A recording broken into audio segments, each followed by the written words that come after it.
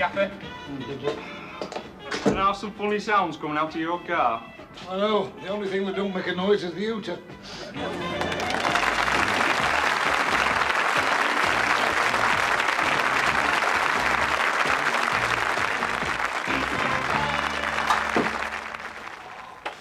Oh, by the screws, Betty, this gout isn't half painful. Say it. Exactly what is gout? Well, the hell do I know? The doctor says it's something you get in your extremities. I'm half glad it's only in my big toe. Has the second Pony Express arrived and got through to Fort Moffat yet? Just. He brought this. One rectangular circular from the Department of Energy. Well, hardly worth risking an hour up the pass, was it? What is the latest message of conservation, then? Burn your scrap asbestos? It just says, save it. Well, then, I must have been sending these to my missus. As usual, she's been getting the wrong end of the stick. Well, there's plenty of it, isn't there? If they send us enough copies, we can burn these to eat the radiators. Is there a note from Garsides about that quote? No, nothing at all. Oh, well, we couldn't outdo with that job. I've only got about a day's work left. That won't keep our lot going for more than a week. And there's nothing from Hardcastles either. Hardcastles? Oh, no, I don't want their order. Joe Gregory can have that. I'd go skint on the prices I gave. Then why bother quoting? To stir things up. I mean, Sam Hardcastle's no mug, you know. He'd want discount on a free balloon. Well, I mean, the thing is, what he does is he gives Joe Gregory the orders, but he uses us to check the prices.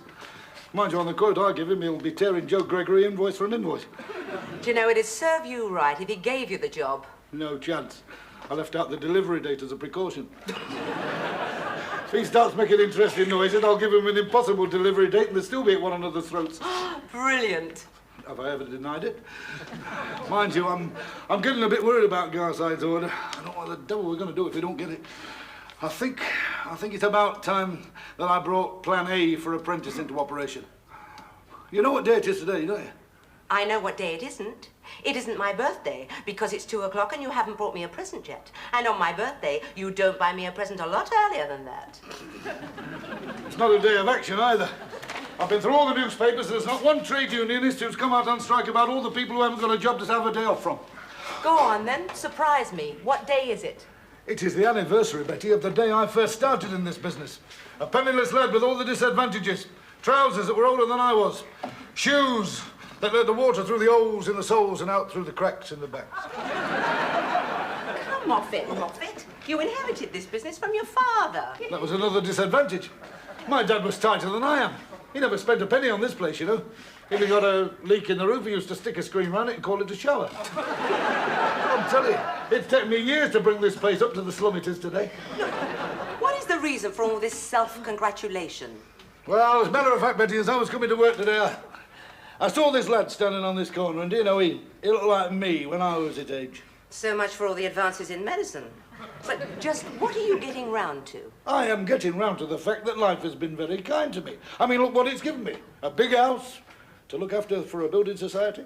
An overdraft to my own. Employees like you to yell at. It's about time I did something in return. So I have decided that although we don't need one, I am going to take on an apprentice. So you can better put an advert in the Mercury for one. Yeah, all right. But where's the besides which? You always have one. Oh, ye of little faith. I'm doing this out of the goodness of my heart. And I absolutely and categorically deny it has got anything to do with the fact that Garside's manager, Sid Parker's rang me up, telling me that his sister's youngster's looking for an apprenticeship in engineering. So, why do I have to put an advert about an apprentice in the Mercury? Because if you advertise the vacancy officially, you get a government grant as well.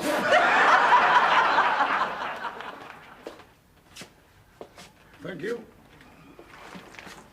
What do you think you're doing?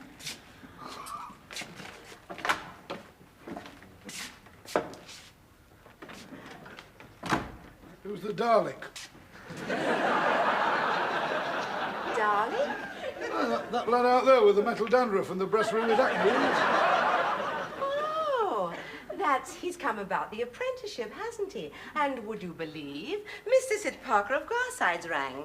He said he had a telephone call about our advert in the Mercury. That was a bit of luck, wasn't it? Yes, wasn't it? And he said that the interested party would be right over and that he hoped you had an open mind. With the same breath of air on its way down his nose, he said that he hoped to let you have a favourable reply to that quote very shortly. Now, I'm sure there's no connection whatsoever between those two statements, and it won't affect your decision anyway. Of course not. I mean, I don't need a bribe to tell me that poor lad out there is suffering from mental fatigue. I don't need a bribe to tell me that he is exactly the sort of lad we're looking for. Not to mention the police. Betty, you mustn't judge a book by its cover. I do if it's mucky.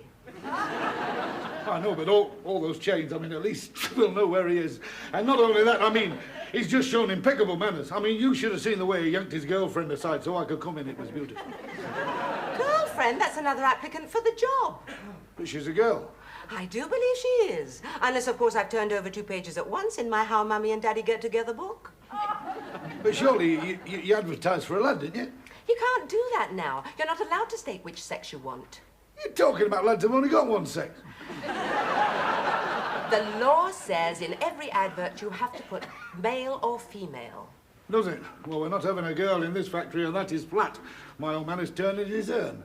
What does Sid Parker's nephew call himself? Lenny. Lenny? I was there first. I'm sorry, love, it's alphabetical in these works, and boy comes before girl. Come on.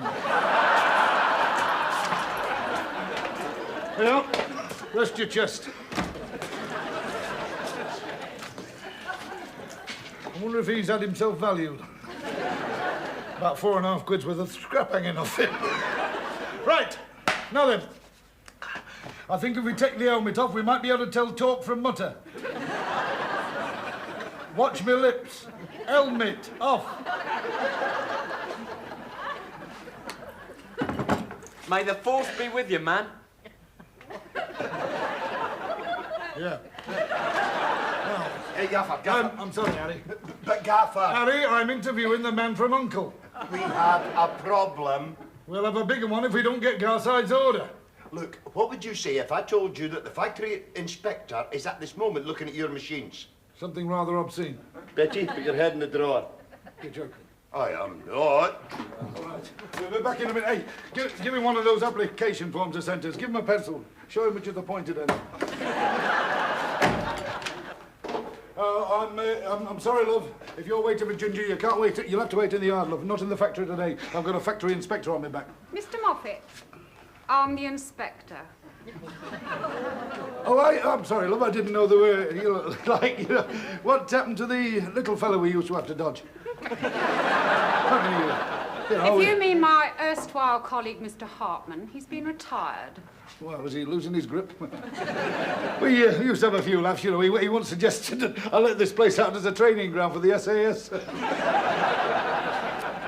Shall we get on, Mr. Moffat? I doubt it, mother.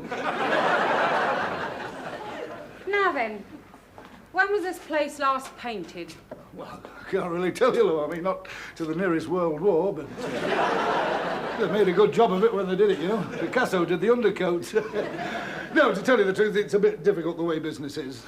Well, Mr. Moffat, I'm sorry, but frankly, I find these places quite disgraceful. Yes, well, I'm not all that keen on it myself. It's not funny, Mr. Moffat. No, I don't suppose it is, really, but they... And as to that medieval horizontal miller... Oh, yeah, they don't make them like that anymore. I should be making sure of that. Meanwhile, I'm putting a complete stop on it.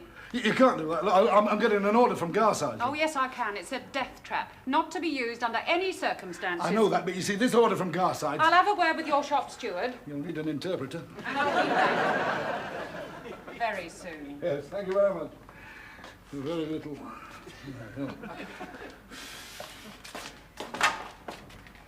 She's only a woman. Yes, they usually are. Who? What do you mean, who? You sound like an owl. That damn woman in there. The factory inspector. A woman. I hope a living bra gets housemaid's knee. Hey, Dad, do I sort of get the job, or do you get a brick through your window? How'd you like to come second in a sole survivor contest? No offence, man. It's just me way of talking. I'm my own worst enemy. Yeah, I wouldn't take a Gallup poll on that. Has he filled in the form? Yes. How did he do? Very well. Question, what is an isosceles triangle? Answer, triangles are square, ma'am. Very good. Second question, what do you get if you divide a half by a quarter? Answer, a lot of little bits. Roll. File it in the waste paper basket. All right, Leonard, I won't mess you about. By virtue of the power invested in your uncle to give orders, I now pronounce us master and apprentice. Oh, my uncle's been leaning on you, has he? You could say that, yeah. So I suggest you go straight round and tell him that you're in. Well, look, don't you worry about it. You just watch your step and I'll see you right. See ya.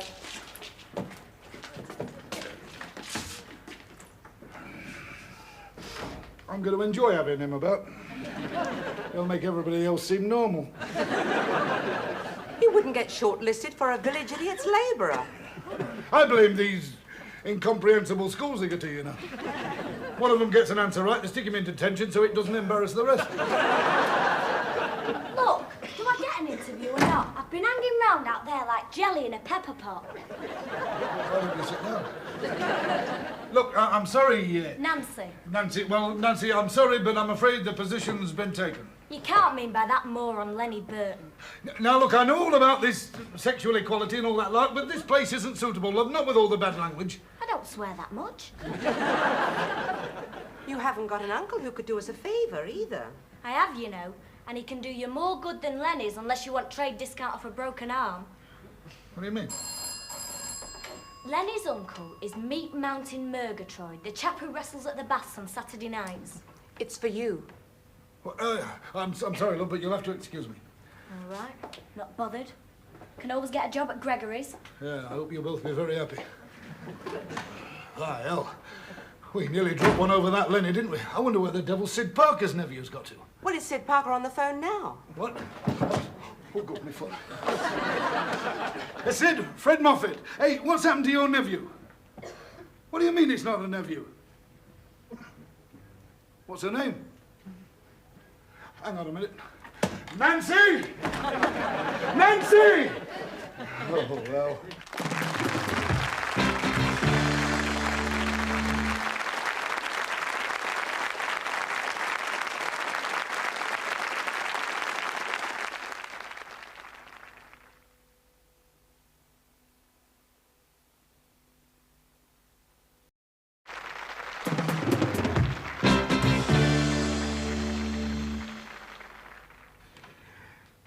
By old Betty, this tea's starting to look as bad as it tastes. I don't know what you're looking so miserable about. Sid Parker gave you the order. I know, and that factory inspector gave us another, didn't she? Don't use the damn machine we need to do the order on. You don't listen half the time, I'm sure, Betty. I tell you something else. I am not all that keen on Sid Parker's niece and that ginger being in the same county. Well, she'll be all right. Working next to Super Stud? I should think so. My God. If he doesn't get a retainer from Mother Care, he ought to appeal through an industrial tribunal. Well, I'll tell you one thing, I'm not risking that order before we even start on it, so when the inevitable occurs, I don't want you to let that girl out of your sight before we complete the contract. I'm sorry, but at 12 o'clock I stop being a con man's labourer for a whole week. I'm taking my 1974 annual holiday. I did warn you. You've been warning me every year since 1975. Why the hell do you pick now to mean it? Because I've got trouble at home. All right, well then, work shy Whalley. Don't call him that. It's not his fault that he's unemployed. It is when he uses the Red Cow as a job centre. What's he done? Nothing, and for a very long time. The pilot light has gone out on my marriage, and so I'm going to relight the flame before his meter peters out. You make him sound as if he's on off-peak. Where are you taking him on holiday? I mean, apart from upstairs. Well, we haven't decided yet, but I'd like to go somewhere a bit exotic. It'll be freezing cold in Morecambe at this time of the year. That's nearer the truth than you think. Why, where are you going, Fleetwood? No. Whalley's mum and dad live in Morecambe, so that's favourite. Look, Betty, I hate to have to admit this, but I need you at the moment. Bad luck. Mine is greater than thine. But you'll be all right. I've arranged for a little temp called Sandra to suffer the slings and arrows of outrageous Moffat. Not another flaming female. Gaffer, OK to take the afternoon off. It's old grandfather. Oh, it's not looking too good. What is he, sort of blue in the face, short of breath? Well, something like that. He's probably not getting enough air, you see, Harry. You probably didn't bury him in a big enough coffin the last time England played Scotland. Did I say grandfather? I meant grandmother. Passed away Wimbledon week. on my mother's side. Trent Bridge Test match. Harry, what do you think I've got in here? Look, surely all your family must have died by now through terminal sporting fixture. I'm sorry, Harry, you can't go. I need you to put that milling machine, bring it up to specification. For God's sake, go and get on with it. Oh, what was it I had to do? Oh, I now remember. Oh, yes, must warn the lads about that milling machine like the factory inspector told me. All right, don't just stand here talking. You'll miss the kick-off. Well, I'm afraid I don't know anything about it. And Mr. Muppet isn't back yet. So would you care to shout at him later? Right, bye. Mr. Muppet? No, Moffat, love. I've had ever so many phone calls. Oh, I'm ever so sorry I'm late. You see, I had a bit of trouble with the car, you know, water in the carburettor, but it'll be all right when they get it out of the canal. You'll be Sandra, the Tempest, I presume. No, I'm Rose. I'm your Temp's temp. Sandra couldn't come. Oh, and Mr. Simpson rang complaining about some invoices. Said it was the third time. Oh, dear, we shall have to get a computer. I can't use one of those. It's not to use, love, it's to blame.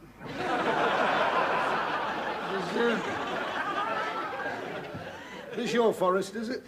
Oh, I like to bring my rubber plant along. It makes the place seem more homely, doesn't it? I suppose it does if you're living with Tarzan. Mind you, I see you got Cheetah here. That's my Mick Jagger poster. Isn't he lovely? He don't half get me going. Does he? I wish to God he was here at the moment. Just take it down. You let them have pictures of naked women in there. That's just so I don't have to buy him a real dartboard. Why is it so damn hot in here? I turned the heating up. Well, old Jack did before he went. Before he went, he's supposed to be working on that milling machine. Where's he gone? To the match.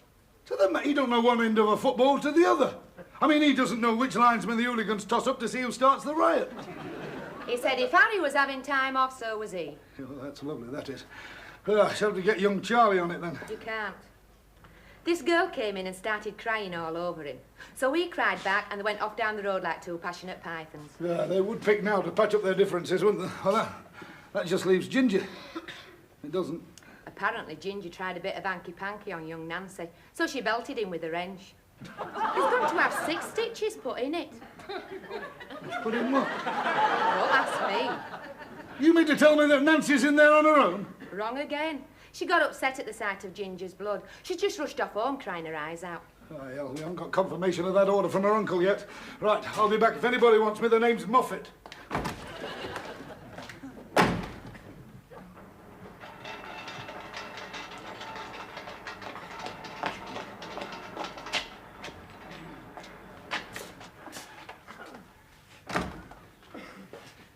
I do wish you'd leave those damn leaves alone. I should be glad when it's autumn.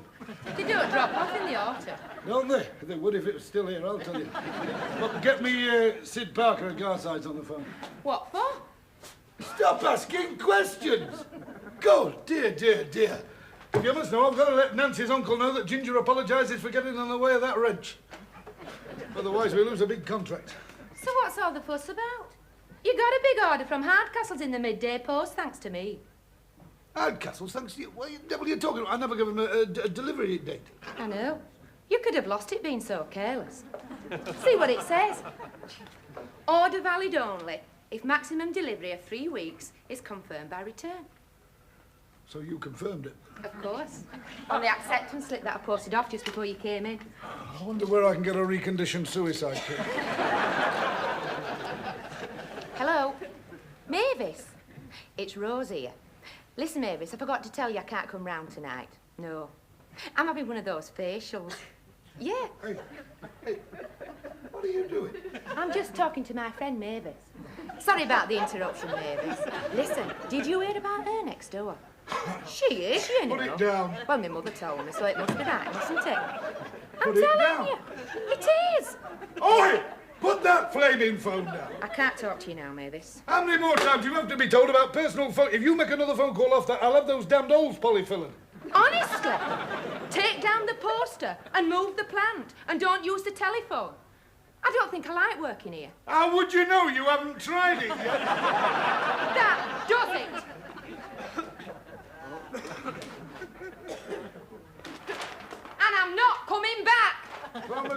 promises. Can I have that in writing?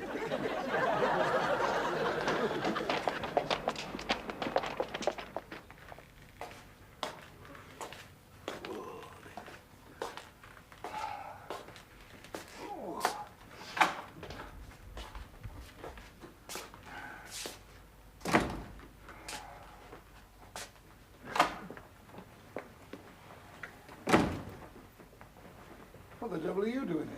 I've come to work, haven't I? Work? What happened to your week of passion and lust in downtown Morecambe? Well, by the time we finished arguing about me paying for it because it made Whalley feel inferior and him wanting to go to his mum and dad's in Morecambe and me not, it was too late. Well, Whalley should feel inferior because Whalley is inferior. But I mean, why are you too late? You weren't going until today. I know, but by the time we finished arguing, Wally's mum and dad arrived to spend the week with us. Why have you come back to work, Lou? I mean, why so early? You haven't met Wally's mother, have you? Oh, it's like that, is it? No, it's worse than that. Well, I tell you something, I've never been so happy to see somebody come back because that temp you fixed for me, she was right round the twist. What do you mean, Sandra? No, Sandra couldn't come, could she? She had sent another one called Rose. Not Rambling Rose. She have the green fingers and her legs are a funny colour as well, and I tell you something, Rambling Rose is a very Postman gave me these. Oh, thanks, Nancy. What the hell are you doing here at this time? Well, I couldn't sleep. I was up half the night worrying about Ginger. How is he? Well, the doctors reckon with a body transplant and major surgery on his prospects, he'll be almost normal. Which is a miracle of modern medicine because he wasn't normal in the first place. Don't worry, love, you stick around. You'll see him arrive as bad as new. I won't. I'm packing the job in. What? After all the damn work-up, that's all I need. Well, I only took it to get on the next lathe to my boyfriend at night school. And now he's gone off with this Linda Jackson and I've broke my nails, got oil in my hair and I'm fed up. You're not on your own, love. My God. As one door closes, another jam's shut. Isn't it marvellous? I get an order from Hardcastle that's like a kiss alive from a vampire bat, and I lose the one from her uncle that could have saved me. Has my uncle been at it again? He bribed you into giving me that job, didn't he? You didn't know? I've told him before I fight my own battles. Just wait till I get my hands on him. No, wait a minute. Look. If you want to get your own back, why don't you go and tell your uncle you suspect he bribed me, then he daren't take the order away, or otherwise you'll know he did, and then he wouldn't be able to do it. And why should I? Well, apart from, getting your own back, I mean, I'd get Ginger to go and have a go at that Linda what's-her-name. Your boyfriend wouldn't see her for lust. Right, you're on. Nice doing business with you. See ya. All right, Nancy. Give my love to your uncle, won't you? Bloody hell, that one was a bit close, wasn't it? If only we could get out of Hardcastle's order with... What the hell's this? One of our envelopes.